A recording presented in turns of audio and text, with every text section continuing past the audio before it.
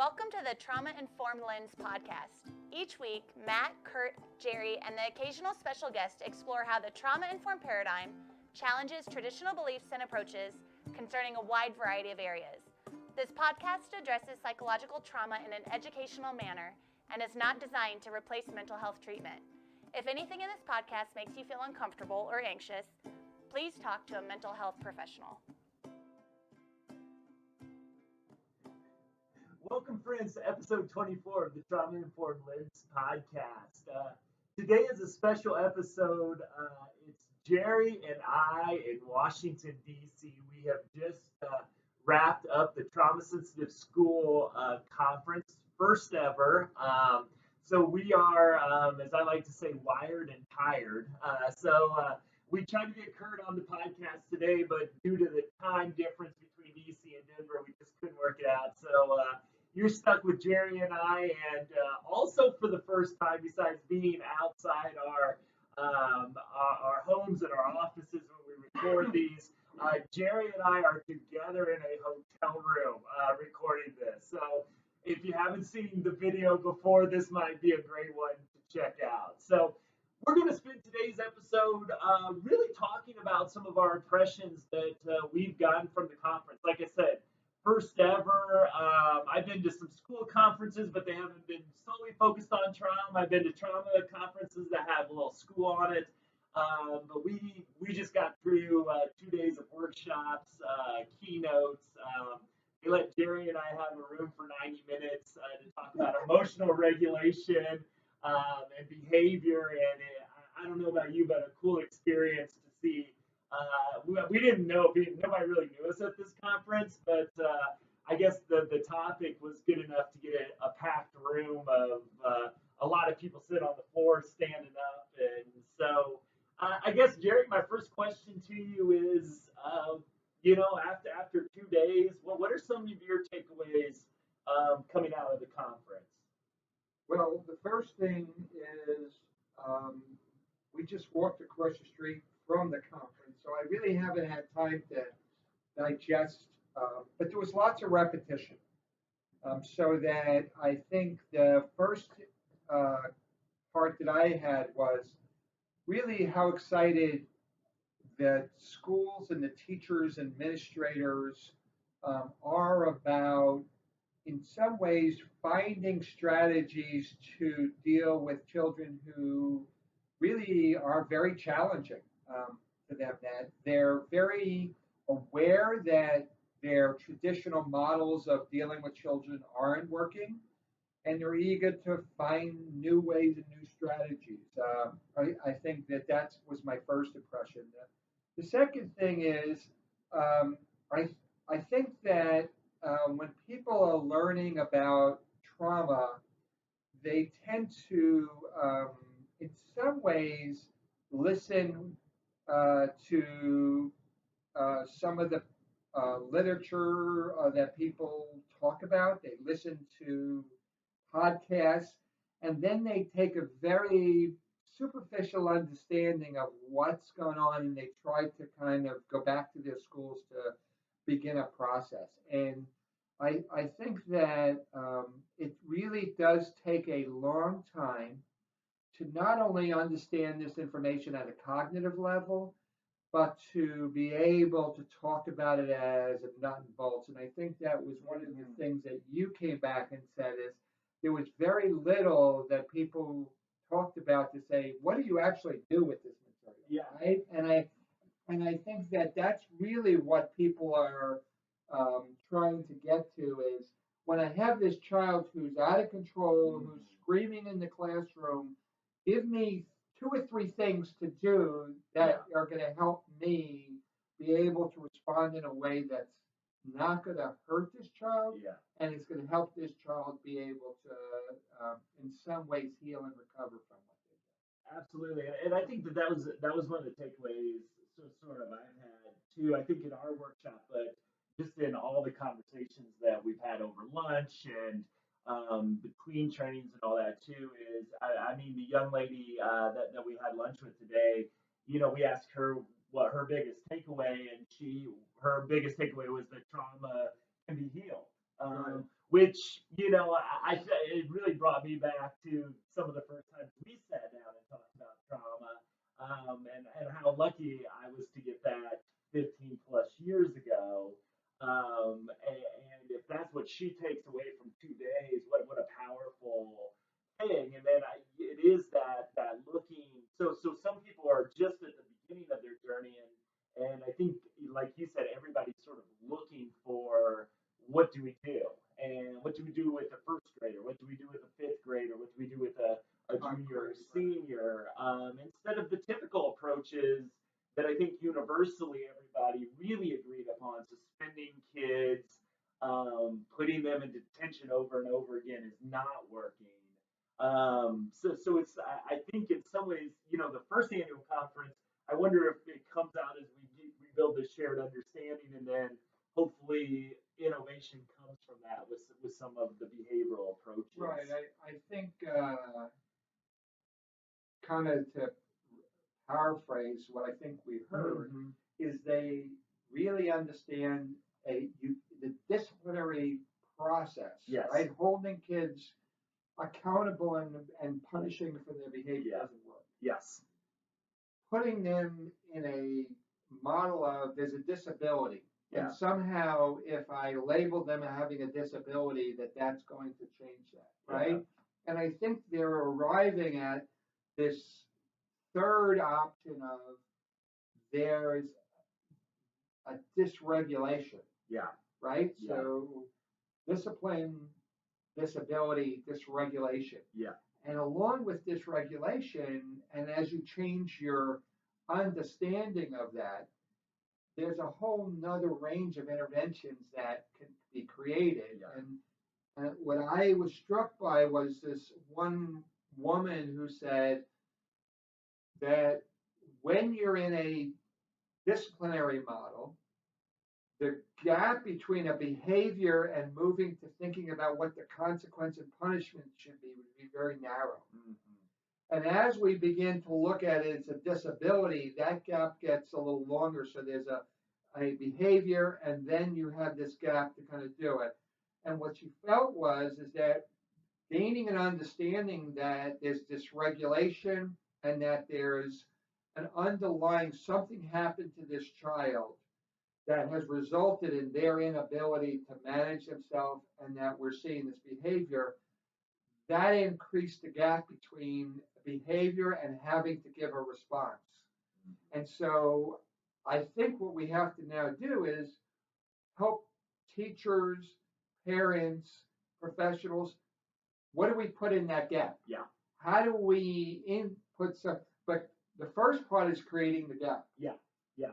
Well, and it seemed as I went through workshop, the expert opinion is that the light systems and the point systems, and I think things that we've existed. I've created so many behavioral mod programs in residential and schools that we need to rethink those, not necessarily throw them out. But that was one of the, when you came back with that insight of what do we do before the consequence, so it can turn into more of a learning opportunity, Right. and not so much about the punishment. I just think about that from the teachers I've worked with. That's not just a simple thing to go back and change a system you may have been doing for 10 plus years, in some ways, and much less with the older kids, just sending them to the principal's office, because there's not much of a learning, unless maybe the principal can do things a little differently, but at the same time, it's a real challenge to, I'd say, how a lot of these behavioral systems are currently run. Right. And so one of the takeaways was actually changing your language. So we don't have a disciplinary a policy. We have a behavioral response policy. So we change our language from focusing on the discipline to what are we doing to help children manage their behavior. And when we do that, then we're not only looking about what happens after the behavior, but what are the experiences, opportunity we do before the behavior even exists? Yes. Yeah. Right? What do we put into the environment? Yeah. And what is the capacities that the adults need to support and provide for the child to be able to not exhibit those behaviors. Yes. And then once those behaviors are occurred, what is our response to them? Absolutely. And I think that really looking at the other thing that was really I was impressed with is just the recognition of the neurobiology. That so many people I think were interested in that, and I come off also working with the school district on Friday. We're recording this on a Tuesday, so it'll be published a week from now. And just I had a half day with this school district, and just the overwhelming sort of insights of boy, we have a lot of wounded kids walking into our school that are, we used to term these kids behavioral problems and disciplinary issues, and just starting to see them as kids that something pretty horrific, and for a lot of these kids, a lot of horrific things have happened to, and understanding, boy, there's this underlying neurobiology there. You could just see light bulbs, I think, in our presentation go off of, oh, there's a real brain that's operating differently than really how we've structured schools to succeed with these kids historically. And really fun to see, in the span of just a few days, both back in Colorado and here in DC, the power for teachers, for administrators, because what I always love about working with educators is that unless there's severe burnout or other things going on, we love these kids so much. We haven't had some of the answers to why we can't succeed with these kids. And we're starting to rethink that in a really cool way. That's really an important observation. I think the takeaway is there's just not a brain. Yeah. But there's multiple brains in Yes. this classroom, and then there's the teacher's brain. Yes. And then there's the administrator's brain, and that really what it has to happen in this shift of paradigm is how do we change people's state of mind about the children that they're working with, but also is how does the system also change the state of mind of the teacher in that classroom? Yeah. And understanding what does that teacher need in order to be able to empathetically attach and connect and be able to do it is how I see that teacher and understand her behavior and his behavior. Yeah. Really is going to have an impact on their capacity to hold the experience of the kids in that classroom. Absolutely. And all the way up, which we kind of learned, is all the way up to a superintendent in how they are able to kind of allow these changes in these structures to occur because they are holding the experience of the teachers and kind of looking at. Absolutely. And so it's a real systems change that they're kind of talking. Yeah. Well, and one of the things that I really liked about this conference, which I thought was really important and often overlooked, is self-care. Again, really a realization that things like vicarious trauma, secondary trauma, compassion fatigue, whatever labels you really put on that, is impacting educators. Right. I think again, and I think both of us being married to educators and working with educators, and I think this is whether you're in education or any of our audience listening is really understanding the impact that this has on you when you hear stories. And I feel a little exhausted because we've been hearing about really horrific things happening to kids for 2 days.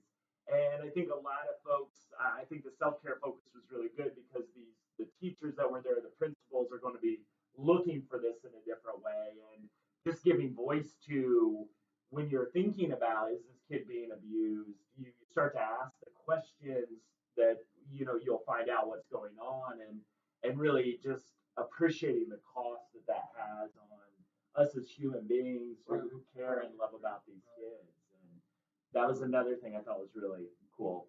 Just a shout out to educators. Yes. Is they do a really good job of breaking all this down to bullet points, There's right? a lot of bullet points. And when they break it down to bullet points, they'll share it in a way from one educator in a framework that another educator can Yes. manage it. Yes. And I told Matt that I went and I really wasn't necessarily thinking I was going to learn a whole lot more. What I wanted to really understand is, how do teachers talk about this stuff? Because if I could understand the language and the level of how they are going to communicate, it helps me so much more to then transmit that information in schools and Yeah. other ways to teachers who have to then communicate it to parents. Exactly. So I think we got a really nice little sample Yeah. of probably the teachers who have, in some ways, taken the most effort to learn Yeah. this stuff. But Yeah. they're going to bring this back down Yeah. and communicate it as they go back. And I think that they're really a good group of people who could take what is pretty high level and Yeah. break it down in some kind of organized way Yeah. to help people understand it. Absolutely. And again, I think we both, you know, I think the good thing with all the bullet points that we got is that hopefully that helps them be able to do that in a tough way, because it's a tough thing to train other folks on. Right.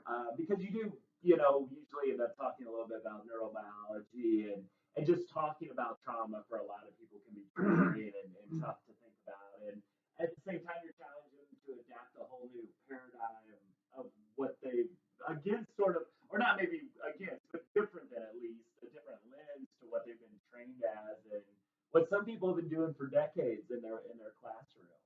Right. And it's an exact, to me, and I know you, that's really exciting, but I think it just, you know, you kind of, the challenge of creating trauma-informed schools across the country really comes into focus of what this movement is really trying to change. Right. Right. I think it's, but I think, you know, you had science that had this kind of hot potato for a long time. Yeah. And then, you know, there were people in the mental health field who didn't know anything about ACEs. Yeah. Yeah. Then you had people in the mental health field get this information. Yeah. Then you had people in the youth corrections get this information. Yeah. And now you're having schools getting this information, and you could watch, in some ways, this kind of developmental process where you know, everybody runs around and going, oh, I know the word amygdala. Yeah. Right? It's like, oh, we all Yeah. have amygdala, and it's all lit up, and it's all right. They're excited about the neurobiology, right? Yeah. So looking at that piece, so I think it was exciting to see them excited. Yes. About it. Yeah. That do. And that was kind of one of the questions I had for you, because as somebody, you know, who has seen that history. One of the things that struck me that I don't hear as much often, and maybe it's the difference between when you're really just focused on the childhood trauma versus other trauma that I talk about in other areas. But you know, with your work with Bruce Perry, Bruce Perry was, you know, I heard that name over and over and over, and it was fun to hear your stories going back years when Bruce Perry was just kind of developing some of these models and the conversations you have. So I just kind of wanted to, as somebody who's seen that happen in different systems in powerful ways, just kind of historically, knowing that we're at the start of a new journey in some ways, what's it like for you to, you know, come to the first ever trauma sensitive school conference, where we're kind of not known as experts? We had some people hug us and take selfies because they're podcast listeners, and I was so wired after my training, I didn't get their names, so we love you. I should have written your names down. No, that was a highlight of mine, but I just kind of wanted to get your kind of historical piece of this, because you talked a lot about your work in the 90s even, and before that. Good question. Really good question. You know, I think that that seeing people talk about this stuff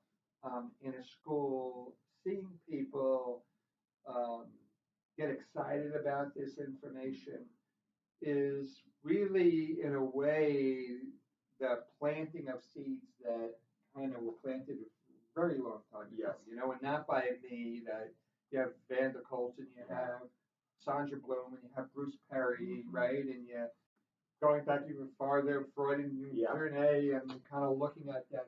So we're just along this. But what strikes me is how quickly people go from hearing something to wanting to do something, right? Yeah.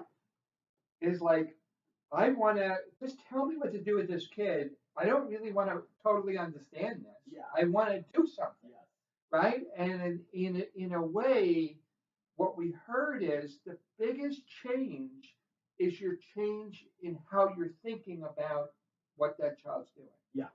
So that when you begin to think about this child being hurt as opposed to being bad or sick, your relationship to that child and holding that child's experience changes.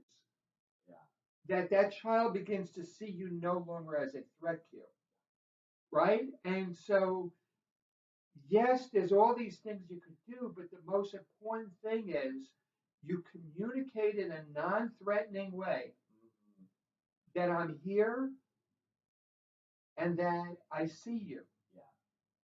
And that is probably the most important outcome of this work. And I see it in every time a new group takes us on, that they quickly want to go is just tell me the 6 things I have to do to make this work. There are some things, like there are trauma-sensitive treatments, there are structures and things, but the most important thing really, and we get back to this from one podcast to the other, is how do I get in a state of mind to see, to know, and hear that child, right? And or if you flip it over, if I'm a principal coming in to see, to hear, to know that teacher, is that's this model really is about shifting how we see things, and when we see things, our neurobiology changes, so that we become, in some ways, a base of safety, instead of a threat, or a danger. Absolutely. And again, those light bulbs going off around that. Right. Really, really was cool to see over and over again. It really was nice, and it was nice that they're excited that this is their first attempt, and they had a fairly good turnout. Yeah, I mean, several hundred people showed up. Again, we had a lot of them in our workshop with that, and so the one thing I do kind of wonder if to wonder about next year, and we've kind of made friends with Julie and Melissa through the podcasting is so many, and I kind of wonder with your experience as being a leader too is really how do we think about leadership, because that kept coming up again and again, and there weren't a lot of workshops sort of on that topic, which is kind of my experience with other fields as well, is you usually are looking first at your client, the kid, the student, then you step back, and I thought they kind of skipped a step too, looking at the self-care, and then I think, and my wonder sort of is for future years is, well, what about those superintendents, what about the principals, and how does this sort of change their approach to the staff and to that, and I just kind of wondered that throughout, because there was such a nice presence of principals and other administrators here, along with the mental health and the educators, and I just kind of wonder, I'd love to understand what they kind of took away from this as well, and how they'll integrate this into their leadership work and supervision of teachers. I think the question is, as this evolves, right now what you saw was special ed teachers, counselors, first grade teachers, preschool teachers. Will you see presentations by leadership? Right? To kind of look at that. And that really was absent. there was leadership at systems level. Yeah. So you had, Washington State, they're Yeah. doing some amazing thing with their compassionate schools. Yes. Kind of looking at it, and they did some presentation. You had individuals who worked from treatment centers Yeah. who came here and presented, kind of looking at some of those things. But there was really very lack of a presence of a leadership presentation. Yes. Yeah. So I think your point is well taken. So the question really will be is as this conference evolves, Yeah. is that something we begin to see? You would hope to see. Will that come in? I think it just brings it, and for those that know me and my work, leadership has been, something. I thought Jerry was going to train everybody on trauma-informed care. So I was like, I'll take some self-care and leadership. So it's one of those things, and I think we both have had the experience of watching residential day treatment programs, both under good leadership and bad leadership, and how that, always ends up usually impacting the quality of services. And we were talking about on the plane ride over from Denver. The teachers don't get a lot of sometimes supervision. Sometimes they may get some support, but there's not sort of that. I don't think that there's been historically the attention to pay to vicarious trauma or secondary trauma, as I see, and I know again both of us being married educators for multiple years at this point, is that it's kind of survived until the next break. Get to Christmas break. We got to President's Day weekend. All right, now we got to get to spring break, and I think that boy, with the identification of self-care, and you didn't have to fight this group as much as sometimes teachers don't want to hear about self-care because man, that's a can of worms. They're looking in the mirror, and so that's just one of my big wonders I take away is what do you need to do to support a teacher so that teacher can remain healthy? Because when we think about that, and we both worked in the child welfare system, pretty much everybody, when I worked for you, everybody I supervised, I met with them for an hour a week. Right. Now, my administrative assistants, I had some great administrative assistants. I met with them as a team, but I met with them for an hour a week. And we had this really rich level of supervision because we were aware that this work could impact you.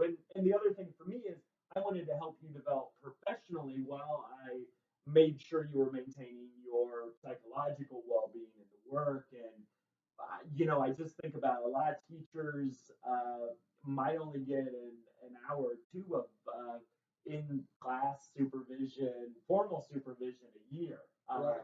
And what a different challenge again, a wonder is where does that end up if we start to take this paradigm seriously in school systems? Good question. Right? Very good question. I don't might be a conference in and of I itself. don't have a really good answer. But one is I want to just say is I miss you, Kurt, on the presentation. So I want to just acknowledge that. I just have one person to ask questions too. The question comes to me. It was like, Kurt, what do you think? It's like, oh, so you're not here. But my first thought of that is I don't know there's a model for that in schools. Yeah. Right? Because traditionally, a teacher teaches children in a traditional model, and if the child doesn't learn, the teacher moves on to the next thing, and they're evaluated on what they taught. Right. Not on whether the kids are learning or not learning. Yes. Right? And as some of the educational models have changed, to say is, we're actually looking at, are you being effective in the kids learning? Yes. And you have to differentiate. Yes. And you have to hold this kid who has a trauma history, and you have to hold this child. There's a different level of stress. And having a wife who's an educator, but also because my wife's an educator, I have interactions with other educators. Their experience of people coming into their class is not to provide support, is to evaluate them. Yes. Yes. And so they're very anxious about sending somebody in. Yes. Until you actually designate somebody's job in a school, that your job is to provide consultation and support supervision, and that's who you are. Right. I don't want you in my class Exactly. because I've got people coming in Exactly. all the time, and I talked about is there's a very big difference between support and intrusiveness. And you can wrap a lot of people around me, and if I experiences that you're intrusive, Yeah. I'm going to get defensive and not Yes, want you yes, there. And I think that in this model, as we put more and more demands on teachers yes, to be responsive to kids, yeah. we have to put more demands on systems to be responsive to teachers. I think that's And absolutely that, but right. you have to structure it. So I clearly, in your job description, structured your job that you were to meet with the staff and provide support and Yes. kind of did it. It was part of your job. Yeah. That's really not The model. outlined Yeah. in the school setting model. Yeah. So as you change to a trauma sensitive school, you begin to raise those questions. Yeah. Where does that come from and whose job and responsibility is it? Absolutely. Not to come in and say, we're going to focus on differentiating instructions, or we're going to focus on, is really, I'm going to come in and say, how are you doing? Yeah, absolutely. And it just, goes back, and my wife and I have great discussions on teacher evaluation and the pay for performance sort of mentality that I know has hit Colorado and some other states. And I like numbers and data, and my wife's counter argument to that always, which now I'm saying, Sarah, you're probably right a little bit more than I wish I would. It's on tape, in front of my national audience here. So, boy, I should have thought this out. Kurt, where are you, Kurt? But one of her arguments is, well, what if you have a special ed kid, right? And you have a kid that's performing low, but yet you're evaluated on that. And I have some counter arguments to that if you have a good system. But I think one of the things coming out of this conference is, and I hear this, and I know you do with your trainings as well, I have 3 of these kids that I know are highly traumatized. And they may not be identified as special education or other things. Sometimes they are, sometimes they aren't. And if we're asking teachers, I'm just in this kind of free thinking as we're talking, we're asking teachers now to really be more attuned psychologically with what's going on with their kids, which teachers are in some ways have always been doing that, but we're asking them to strategically do it in a different way. How the heck do you evaluate that effectively? And so, and I think the obvious answer is an hour or 2 of observation a year is not adequate to understand what you're doing. But even in our training, we're asking. In fact, we're presenting the science to say you have to help somebody regulate first, then relate with them, and then engage them intellectually.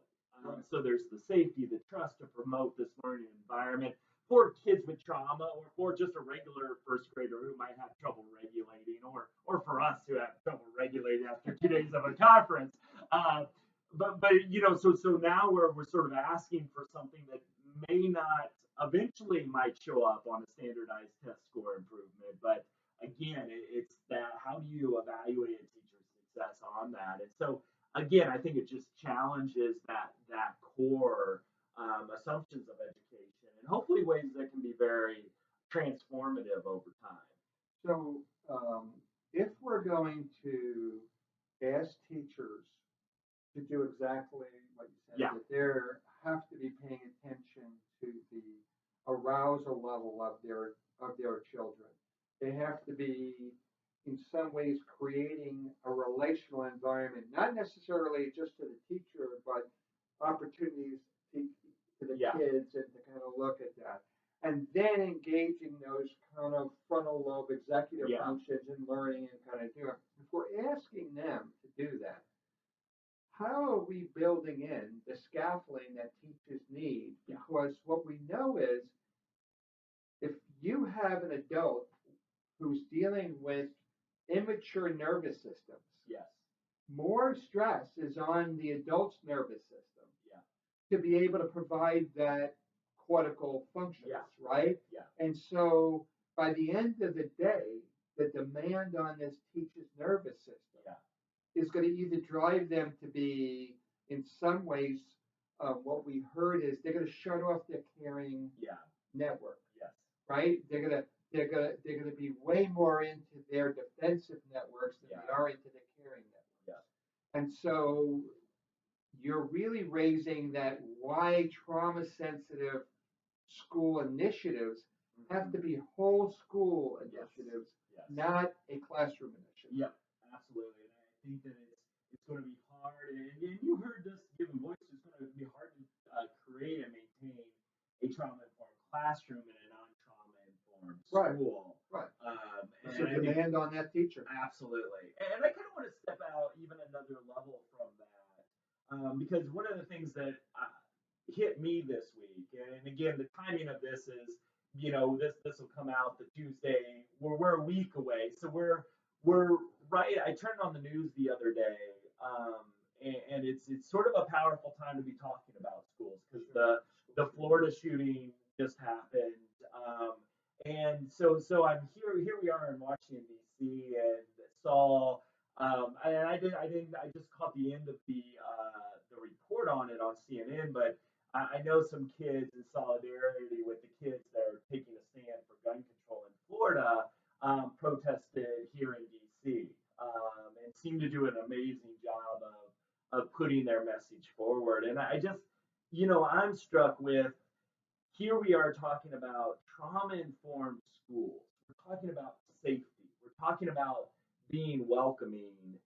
And the reality is that I'm worried more and more of my wife's safety because she works in a school. Like, I just thought it was a real powerful contrast of, boy, here we want to create safety within the school, and yet you've got high school kids protesting, and it's moving across the country, which I'm so excited about what these kids have been able to do, where we live in communities where, on occasion, again, you're more safe than you're not, but that there's the fear that somebody can walk in with a killing machine and take out a dozen or 24 people, and I think that was just a visceral feeling I think that I was carrying around inside all week, of that sort of contrast of talking about safety in the classrooms, of creating real compassionate relationships, and knowing that the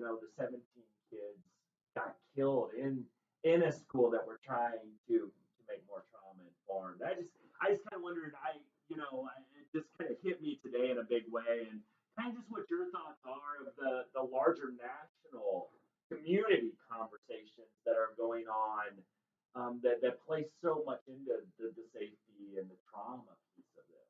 So I think the first thing that immediately comes to my mind is how I identify with those children, but those children's families. Yeah. And the pain I feel because in my own history, I was a first responder to Columbine. Yeah. And understanding that. And so I have this place that I resonate with that pain and kind of look at that, right? So as you bring that up, I have a hard time not flipping back into my own place to be able to be present. So, just watching these kids kind of manage this and kind of organize, this is their way in a healthy way to manage something that's out of control, to feel like they have some control. Yeah. And it's a healthy way to kind of look at that. But I also think that as you're growing up, right? So my son was in high school, and when Columbine happened, all the kids moved over to his high school. So he had friends there, right? And kind of look at them. So my son and my daughter witnessed this. They watch TV and they watch these things repetitively, right? So you begin to say is, are kids today processing the issue of guns in our society to do it different than maybe I would have done when I was growing up, right? It's like, I don't happen to have a gun, but I had lots of friends who went hunting, and I had lots of friends who did that. But these kids are growing up where there's exposure repetitively Yes. to children that are their age Yeah. or now to their children's age, Yeah. how do they begin to handle this issue of guns in the society different Yeah. than we would, Yes. Yes. right? And so there's a cumulative impact that got us here today Right. that we were arguing and and bringing these issues up after Sandy Hook. It was Yes. the adults doing it. Absolutely. But you're now having young children saying, "We had enough of this. Yeah. Yeah. You adults aren't doing what you need to do to take care of me." Yeah. And does that have a different impact Yeah. on us as we Yeah. go on? Well, So and just the fact does that make some yeah, sense? yeah, and boy, these which just so sort of blown me away to some extent. And again, with this visceral experience of being, I can't open the window or it flushes all the video out. But I mean, we can see the Capitol, and I mean, we've got a great view of our nation's capital here, and to watch these kids, and it didn't take them a week to do it. It took them hours to Right. find But I'm a wondering about, voice. is this an accumulation Yeah, of I think this? I think And so they're now you're seeing kids all across the country. bringing it up. They've I lived with think- this. yes. They've grown up with this. Absolutely. They see this. So Yeah. they didn't just happen in Columbine. They watched on TV happen in Yes. Virginia Tech. They watched it in, Yeah. right? They watched it at Sandy Hook. Yeah. They watched it here in Florida. They watched it in Oregon. They Yes. watched. These kids in their world are being See so exposed much. in a different way than we were exposed. Yes. So I think we're seeing the accumulation of this generation Yes. having to say, Yeah. you guys aren't doing what you need to do. Exactly. Yeah, I totally agree. And yet, still impressed as hell Oh, with a kid who witnessed their peers being killed, being able to go on CNN and sit there and not polished, but really well spoken and making the argument in a very mature sort of way. I just have been very, very impressed. And then, them scheduling a march that in DC and I know already energy around the country to support them. so the question really would be, as they watch that, as these youth who watched NFL players Yes. protest, Yeah. as these watch people march, Yeah. did it in some ways give them say, you can make a difference Yeah. too? Yeah. And I think that the strength of them getting together in a healthy way Yes. to come together and now connected. I don't know if you remember, but when people were saying we are Columbine, Yes. Yeah. right? The power of that around the country, that you weren't alone, that Yes. we are from time, Yes. is we are those kids, Yes. right? All across the country. Yeah. So I think that in a way that some of this in our culture at this particular time cumulatively Yeah. is communicating that you guys can make a difference too. Absolutely. And that's just so powerful to see. Right. So when we talk about, how do we help kids deal with trauma? Whether it's, and just to give language to, again, those kids are blowing me away. I think you're right about the accumulated, but just their presence and listening to them on the news, probably be able to verbalize it more regulated than I would if CNN stuck it. I'd probably be a little more dysregulated and angry. They're doing a great job, and at the same time, like you said, with the accumulative effect that these kids realize that it can happen to their school.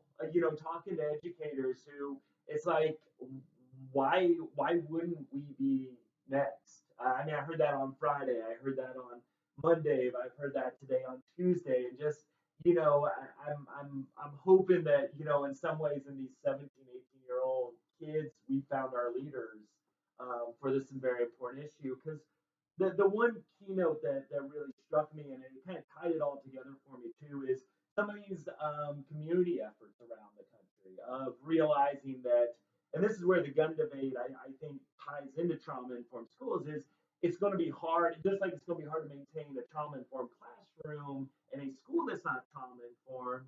It's going to be really hard to fund and maintain a trauma-informed school in a community that doesn't understand the kids. And when we look at it, I don't want to necessarily get any way critical of the situation in Florida because I don't know enough about it. But I think if you look more generally, our response to a lot of these kids, whether they turn the gun on other people or they turn the gun on themselves, which happens way too often in Colorado with suicide, is a lot of times we suspend these kids. We kick them out of schools, and I think the challenge for our communities is how do we really rally around these kids, and that may be funding schools in a different way, putting more mental health support, as I advocate for, not just that there's a therapist in the school that pulls kids out, but there's a therapist in the school that can work and support the teachers in a meaningful, effective way. And so I really liked that it was a little focused, but it was a keynote address about how communities around the country are Sure, looking at I this. thought that was really good. And you know, the discussion around the Compton lawsuit about Absolutely. that schools have to take responsibility that Yeah.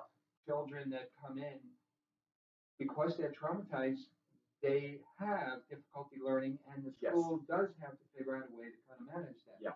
But you know, when we go, I want to kind of move away from the gun issue Mm-hmm. to what are the conditions that lead to that, right? Yeah. Because we're always trying to get ahead of things. Yes. And what I would hope is that yes, we focus on what do we do with this gun issue. Yeah. But there's other forms of violence that go on in school. Yes. There's being ostracized, and because the way you look, or how smart you are, or the home you come from. Yeah. There's living in this violent environment that I have to kind of walk home from school and to kind of look Yeah. at that. Is there so much other violence that are going on in children's lives Yeah. that the school community, the kids in that school, the teachers, but the community as a whole, Yeah. how do we make school a safe place? Yeah. How do we, and we have to address the gun issue. Yeah. That if we address the gun issue and say, okay, it's okay for a child to sit all alone and be ostracized in the cafeteria, Yeah. and they can go, that's violence too. Right. Right. Right? And so I hope that we don't get sidetracked by just saying it's a mental health issue. Right. Right. But there's a lot of people with mental illness that don't go up Never and do do anything. that. But what we see around a lot of these, there are moments in which these children are isolated and separated or feel disconnected. Yeah. And that we all could come together, whether it's Yes. the kids, the school, or the community, Yeah. to wrap around those children and some adults in our community and say, you're not alone. Yes. Absolutely. That in itself is going to reduce the risk of violence in our community as much as doing something with the guns. Absolutely. I don't want to ever say is we shouldn't do something with the guns. Yeah. Because when you have violence exposure, Yeah. the risk of that person doing it, so you have to kind of, but in and of itself is not adequate to address it. So Absolutely. these trauma-sensitive schools Yeah. is a way to go in and say, how do we change the climate and culture of our school Yeah. to reduce the amount of violence that's going on? When I say instead of there's something wrong with you Yeah. or that there's something bad about you, so I'm going to kick you out, is that you're hurt and how do we come closer together and help you? Absolutely. Is a way to address the culture environment in which it's ripe to have some type of violence go on. Absolutely. So all these things are interconnected. Yeah, absolutely. And I think that is so powerfully said.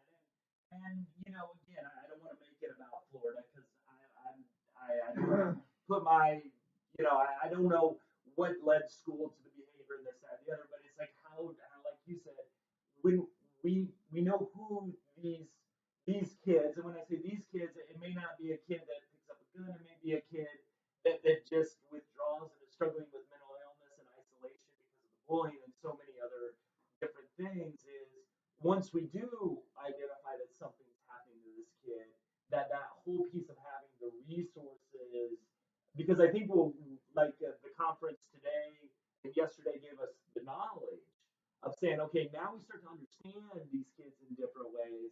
Now, how do we match the right level of resources to really meet these kids' needs? Because we can't ask a teacher to be a therapist. We want a teacher to be a teacher, but yet if we could provide that support. So the question is, can we not get into a state of mind of that's Florida? Yeah, absolutely. And you know what? They need to do something in Florida. Yeah. Whether that's Columbine, you need to go is can we all say is that could be our school? Yeah. And that could be my child. Yes. And how do we as teachers, as students, as administrators, as superintendents, but also as the community at large come to the school and Yeah. say, what are the changes we could be making in how we hold our children Yes. together Yes. that can reduce the risk that this happens in our community? Absolutely. That's the hope. Is so trauma-informed approaches is not separate from the community approach. Right. It's an integrated approach to creating an environment that's optimally designed to help children express their potential. Absolutely. And I think that for all of our listeners, and I know That's a mouthful. Yeah, we're preaching the choir is don't underestimate your power to organize your community. Maybe your school wasn't here, but what an opportunity to go in and share your knowledge. Right. And just start the conversation. One conversation isn't going to lead to a trauma-informed school usually, but as I always like to say, you plant the seed. And a principal or a superintendent will probably hear the term again. And we're building up the momentum of this movement in schools with, folks experiencing homelessness, HIV arena, all these different arenas we talk about. And collectively, we've got to sort of all come out of our silos. Or go to your school and say, we need a place to dialogue about how we could all come together to reduce the risk to our community. Absolutely. Is that what do we hear today? You could be the spark. Yes. Right? Absolutely. So that in some ways, it doesn't matter where they come, but don't just assume that it's the school or it's the kids.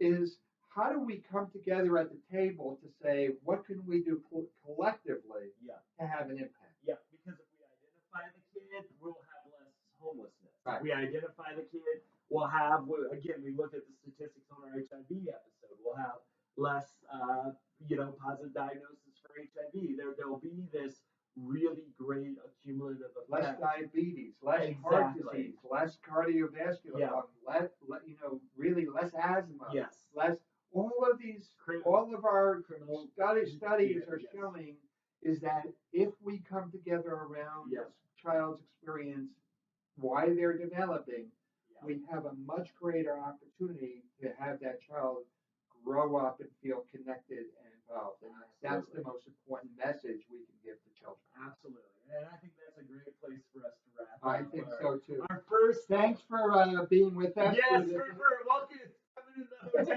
room and working with our setup today. So I do want to thank you. It's been a real exciting conference. I know that the people that put it on was the Attachment Trauma Network, and they'll be posting slides. They said it might be in a couple weeks, but they're a great resource in a lot of other ways as well. And just a shout out to Julie and Melissa and everybody from there and all the volunteers. They really put on. Doing the first of anything is you don't have some of those lessons to go back on, and everybody who put this on did a great job. And I know we'll have a lot of new listeners from the conference as well. So we welcome you to the Trauma Informed Lens family too. So that's Jerry and Matt from DC.